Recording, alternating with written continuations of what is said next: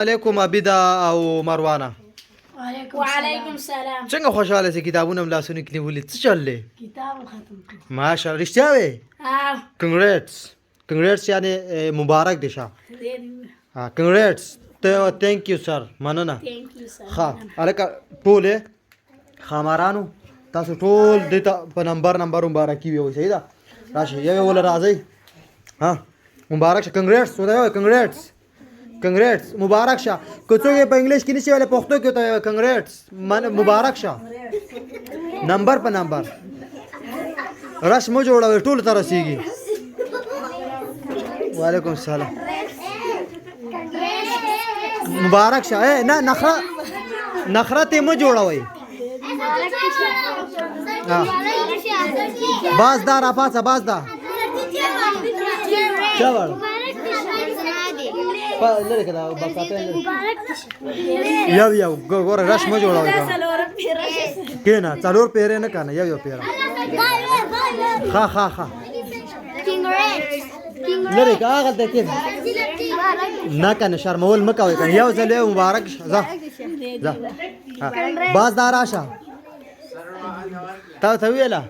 راشه لکه لیوانه راشه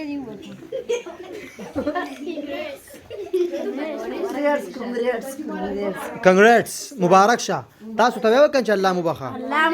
دا تاسو کم کتاب ختم کو بوک 1 ماشاءالله دا بوک 2 دی او څنګه چې دغه یاد کو تی وته لیدې چې بدام یاد وای تاسو هم کوشش کوئ بوک 2 ته برسېږئ د خیره ها